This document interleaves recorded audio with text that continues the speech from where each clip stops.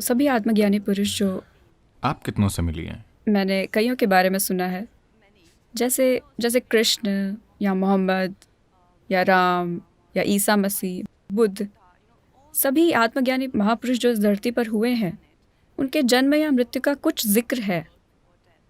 और जब शिव की बात आती है, जैसा कि आप कहते हैं और मैंने पढ़ा भी है कि वो स्वयंभू थे, और मैं अक्सर आपसे सवाल पूछती हूँ कि क्या वो हवा में गायब हो गए?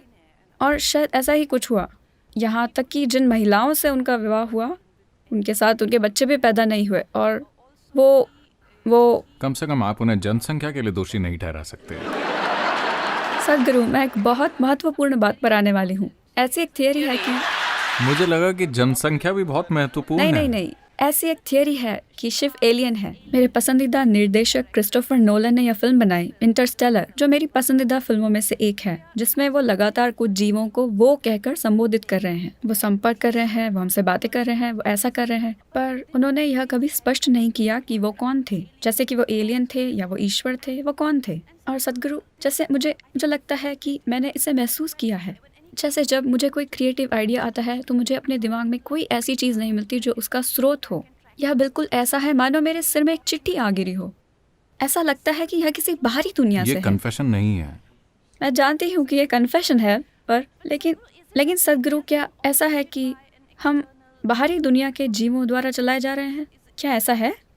तो वो लोग जिन्हें इंसानी बुद्धि पर भरोसा नहीं है, वो ऊपर देखते हैं कि बुद्धि कहीं और से आएगी।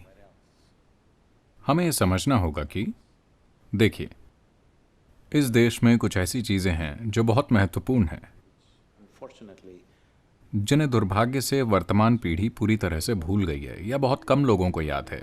और बाकी की दुनिया में कुछ जगहों में उन्होंने पहचाना, बाकी जगहों में ये नहीं है। बात बस इतनी है कि यहाँ हमने ऐसी चीजों को इस तरह से समझा। उदाहरण के लिए योग में हम आपकी रीढ़ को ब्रह्मांड की धुरी कहते हैं।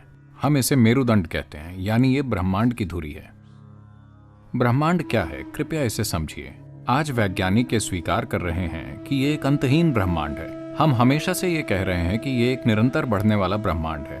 तो हमने कहा कि आपकी रीढ़ ब्रह्मांड की धुरी है। ये बात बेतुकी लगती है। कोई वजन उठाए बिना भी कई लोगों की पीठ बुरी तरह दर्द कर रही है, यहां तक कि वो चल या दौड़ या कुछ भी नहीं कर पा रहे हैं। अगर ये ब्रह्मांड की धुरी बन जाए तो क्या होगा? हम ऐसा इसीलिए कह रहे हैं क्योंकि देखिए, आपको पता है कि एक ब्रह्मांड है, या आप सोचते हैं कि एक ब्रह्मांड है सिर्फ अपने अनुभव के आधार पर, है कि नहीं? अगर आपने अनुभव नहीं किया होता, अगर आप इसे नहीं देख पाते, अगर आप इसे इस तरह नहीं देख पाते और अनुभव नहीं कर पाते, तो आपको पता नहीं होता कि एक ब्रह्मांड है। केवल आपके अनुभव की वजह से ब्रह्मांड मौजूद है, और वो केंद्र जहां आपका अनुभव संचारित हो रहा है वो आपकी रीढ़ है। अगर हम आपकी रीढ़ में कुछ तार काट दें, आपको शरीर का भी कोई अनुभव नहीं होगा, ब्रह्मांड की तो बात ही छोड़िए। तो चूंकि ब्रह्मांड को अनुभव करने की आपकी क्षमता आपकी रीढ़ में आधारित और केंद्रित है, इसीलिए हम आपकी रीढ़ को ब्रह्मांड की धुरी कह रहे हैं। मान लीजिए कि ये हॉल, देखिए, अभी हम इस हॉल की सीमाएं जानते हैं। अब हम ये विवाद कर सकते हैं कि ये इस हॉल का केंद्र है या वो इस हॉल का केंद्र है। मान लीजिए कि इस हॉल की कोई सीमाएं नहीं हैं, तो आप कैसे तय करेंगे कि हॉल का केंद्र कहाँ है? आप जहां हैं वही इस हॉल का केंद्र है ना? इस आधार पर एक मनुष्य के लिए हमने एक पूरी संभावना विकसित की कि कैसे न सिर्फ इन चीजों पर भरोसा करें, लेकिन इसे एक जीवंत अनुभव बना लें। यहां से ही इस शब्द योग की उत्पत्ति हुई कि समावेश तब नहीं होता कि मैं आपसे कहूं ओ मैं तुमसे प्यार करता हूं, तुम मुझसे प्यार करते हो, और ये सब। समावेश इसलिए होता है क्योंकि आपने अपने व्यक्तित्व की सीमाएं मिटा दी हैं। इसलिए नहीं कि मैं तुमसे प्यार करता हूं, तुम मुझसे प्यार करते हो, मैं आपको गले लगाऊंगा, आप मुझे गले लगाओ, कि हम समावेशी हैं। नहीं, ये सब कुछ समय के लिए चलेगा। कल अगर वो ऐसा कुछ करते हैं जो आपको पसंद नहीं है, ये खत्म हो जाएगा। पर जब आप अपने व्यक्तिगत स्वभाव की सीमाएं मिटा देते हैं, जिसमें आपका शरीर भी है, और आप जानते हैं कि यहाँ कैसे बैठना है, आप कौन हैं, उसकी सीमाओं से पहचान बनाए बिना आपकी शारीरिक रचना, आपकी मानसिक रचना, आपकी भावनात्मक रचना की एक सीमा है। ये बड़ी या छोटी हो सकती है। नहीं, मैं शरीर के बड़े होने की बात नहीं कर रहा हूँ। ये छोटा या बड़ा हो सकता है, पर इसकी एक सीमा है। पर ऐसे आयाम हैं जिनकी कोई सीमा नहीं है। जिसकी सीमा नहीं है उसकी प्रकृति अभौतिक है। तो हमारा फोकस हमेशा से उस आयाम में होता है जो अभौतिक है। इसीलिए शिव सबसे महत्वपूर्ण बन गए, क्योंकि शिव का अर्थ है वो जो नहीं है, वो जो अभौतिक है। अब क्या वो, हम जिस योगी की बात कर रहे हैं, क्या वो मानव हैं? क्या वो कहीं और से आए हैं?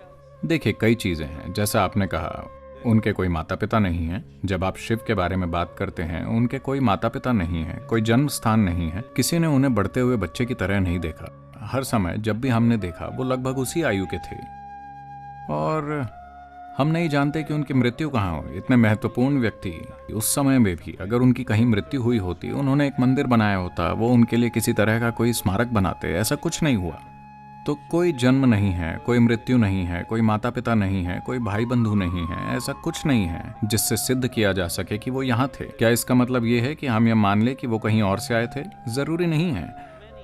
पर अगर आप कहानियों को देखें, ये बहुत आम है कि शिव को यक्ष स्वरूप कहा जाता है। इसका मतलब है हमेशा यक्ष यानी ऐसे जीव जो इंसान नहीं है, लेकिन ऐसा माना जाता है कि वो इस धरती के प्राकृतिक वातावरण में मौजूद रहे हैं, जंगलों वगैरह में। हम जिन्हें भी किसी तरह के जीव या प्राणी या आप जो भी कहना चाहें, जो स्वभाव से मनुष्य नहीं हैं, तो गाथाओं में कई बार आप देखेंगे कि कई सारे गीतों में और दूसरी चीजों में शिव को यक्ष स्वरूपा कहा जाता है। तो ऐसी कई चीजें हैं जो इशारा करती हैं, लेकिन ऐसा कोई खास सबूत नहीं है कि वो कहीं और से आए थे।